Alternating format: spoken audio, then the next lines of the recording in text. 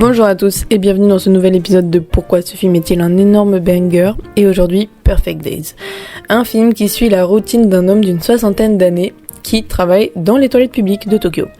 Quand on regarde le film pour la première fois, on aurait tendance à bâiller, mais quand on comprend qu'il a gagné une palme d'or et que c'est le même réalisateur que Paris, Texas, on se penche un peu plus sur le film. Donc aujourd'hui, on va voir la philosophie derrière ce film. Au lieu de décortiquer chaque aspect du film, cette fois, je vais plutôt plus me concentrer sur le storytelling. Ce film, à l'instar d'un Chazelle, ne met pas en avant l'ambition d'un personnage sacrifiant ses romances pour son art. Cette fois, l'ambition laisse la place à la satisfaction. Aucune grande guerre intérieure, aucune fiction existentielle ou vengeance, juste une routine bien rodée. Lever, plantes, toilettes, canettes, musique, toilettes, parc, photos, resto, douche et on repart. On est donc sur un épicurien clairement, sur le OG. Le contraste que ce film apporte avec notre réalité nous fait nous remettre en question sur notre idée de ce qu'est la réussite. À l'ère des réseaux sociaux, tout le monde peut devenir célèbre, tout le monde peut se faire de l'argent facile, tout le monde peut se faire connaître et pour ça, il suffit d'avoir un smartphone. Mais lui, il en a pas. Tous les objets qu'il possède, passant du téléphone à l'appareil photo aux cassettes, tout est matériel. Même sa voiture est un vieux van aménagé pour son équipement de travail. Il y a un réel refus de modernité. C'est donc un personnage marginal qui refuse les codes du XXIe siècle. Il s'est créé un monde, mais il ne regarde pas le reste du monde avec mépris pour autant. Il est pas jugeur.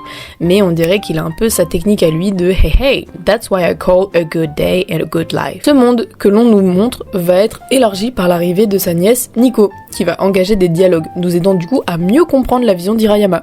Lier deux générations ensemble, ça c'est pas nouveau, on peut le voir dans Eternal Miss Sunshine par exemple. You know what a loser is? A real loser is somebody that's so afraid of not winning, they don't even try.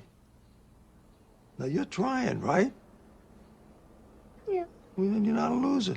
Et Nico n'est pas l'adolescente classique, elle va venir se placer entre le monde d'Hirayama et celui justement qu'il fuit.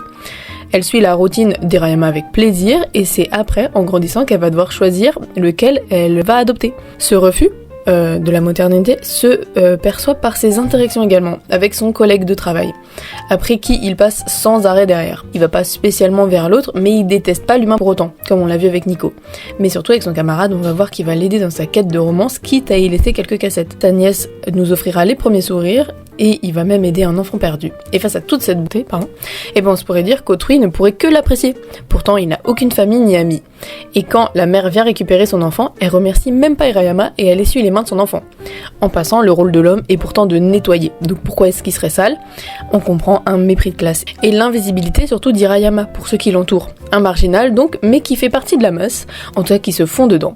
Personne ne l'admire ou est fan de lui, mais ça n'a pas du tout l'air de le gêner plus que ça. D'ailleurs, autre point qu'on remarque sur son travail, c'est qu'il le rend très méticuleux. Il rajoute des détails à sa routine, ça en devient presque un toc. Il rajoute des règles à son métier. Il rend sa tâche beaucoup plus complexe et si un usager pressé le coupe dans son rituel, il se stoppe, attend, aucun merci évidemment, et recommence son travail. Il se satisfait de son métier, se satisfait de son travail bien fait. La routine dans ce film est donc volontaire. Déjà pour appuyer sur notre condition d'humain à tous, tous les matins on se lève, on se prépare et on part au travail. Tout ça sous la supervision des heures, mais également pour donner un rythme au film, qui prend vraiment son temps. Le réalisateur nous fait comprendre à travers de légers changements de caméra que malgré la routine, chaque jour est en réalité différent du précédent. Quelque chose qu'on a beaucoup tendance à oublier en retraçant les mêmes chemins que chaque jour. C'est ce que le personnage pense. Les ombres qui photographient par exemple le midi ne sont pas toujours au même emplacement que la veille et il aime bien voir la superposition des ombres qui changent. Ces plantes grandissent et c'est pas les mêmes toilettes et les mêmes usagers. Cette lenteur peut s'expliquer par le désir de vivre le moment présent, de ne rien bousculer, parce que dans la nature, rien ne se presse. Également, on voit qu'il classe ses photos par année, sa vie est organisée dans des boîtes que nous avons vraiment envie d'ouvrir pour en apprendre plus sur le personnage, une indiscrétion à laquelle on s'est habitué avec le temps, avec tout ce qui est réseaux sociaux, etc. Blablabla. De toute façon, vous connaissez ma tendance à vouloir critiquer les réseaux sociaux, c'est vraiment mon truc préféré d'être l'avocat du diable de ce truc. Enfin bref, le personnage n'est pas ambitieux. Il vit une vie simple et calme. Il évolue au rythme de ses plantes, comme j'ai dit. Le film nous dirige vers donc un questionnement de la vitesse que nous avons donnée à nos vies. Et si nous reprenions le rythme de la nature ? Et si en fait Hirayama n'était pas du tout quelqu'un qui était complètement insensé ou voire un peu chelou de vivre comme ça, mais juste une personne qui a décidé de plus prendre son temps et de vivre dans l'instant présent, de respirer.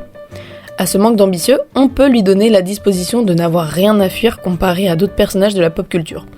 J'ai tout de suite pensé à Sound of Metal par exemple. Le personnage fuit sa surdité subite et son changement de carrière. Inévitable, un changement qu'il refuse tout autant que les a priori allant avec. Mais surtout parce que du coup, il peut plus faire de son rêve son métier.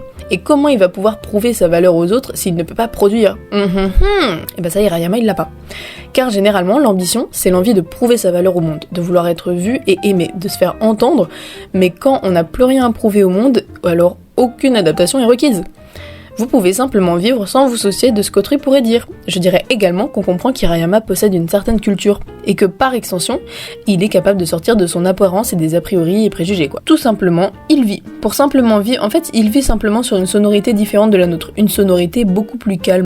Et ça, c'est représenté à l'image par des couleurs pastel, les sons d'ambiance et l'action qui se passe en majorité soit au petit matin, qui apporte un petit côté frais, ouais pas mal, soit le soir. Donc il est généralement actif quand tout le monde dort. Ça amplifie son idée notamment de sérénité, mais surtout d'ermitage. Le film nous invite à repenser notre vision de ce qu'est la belle vie, et par extension du coup, des bonnes journées, une bonne journée, perfect days. Et ouais, dans les 4 filles du Dr Marge, on retrouve cette phrase que vous connaissez sans doute. Just because my dreams are different than yours doesn't mean they're unimportant. Juste parce que mes rêves ne sont pas aussi grandioses que les tiens, ça veut pas dire qu'ils sont pas valides. Notre société pousse énormément le hardworking au devant de la scène. On adore les artistes partant de rien, devenant les rois du monde ou les buts de dernière minute. C'est exciting! Mais alors, est-ce qu'il a raté sa vie du coup? Bah, vu comme ça, on dirait plus qu'il y a un choix venant du personnage de s'émanciper. À la fin du film, on rencontre sa sœur. Elle est bien habillée, elle a une belle voiture, donc on comprend vite que soit il vient d'une famille super à l'aise avec laquelle il a rompu les liens, soit il s'est stoppé dans sa progression, dans des études ou métiers. Il a pas de famille, peut-être que tout cela peut venir d'un divorce. Point accentué par l'utilisation de la chanson Redondo Beach de Patti Smith. Ou alors un traumatisme, ou alors est-ce qu'il évite la mort? Parce qu'on fait affaire quand même à une personne, je n'irai pas jusqu'à dire âgée car 60 c'est pas si vieux que ça, mais à une personne qui se rapproche un peu plus de la mort que moi. Donc bref, évite-t-il la mort en se stoppant? Comme dans le livre de la gaffe, ça m'a fait penser à ça. Juste la fin du monde. Le personnage s'arrête de vivre, il ne fait plus de bruit en espérant que la mort l'ait oublié.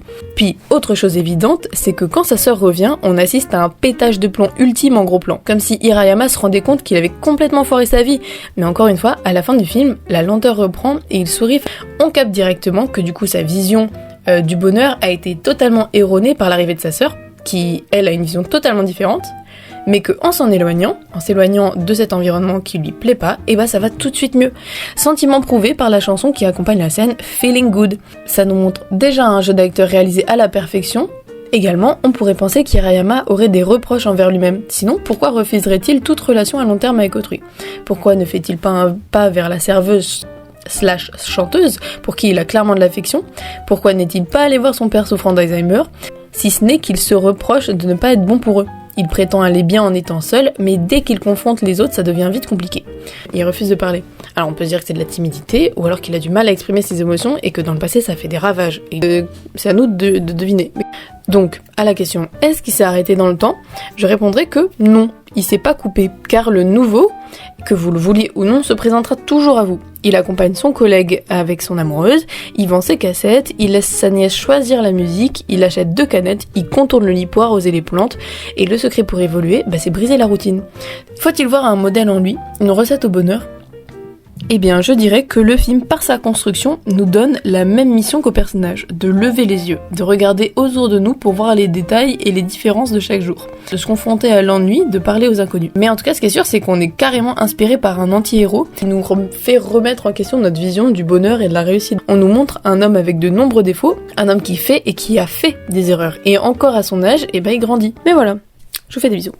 See you soon, guys, et continuez de faire ce que vous aimez. See you, bye bye!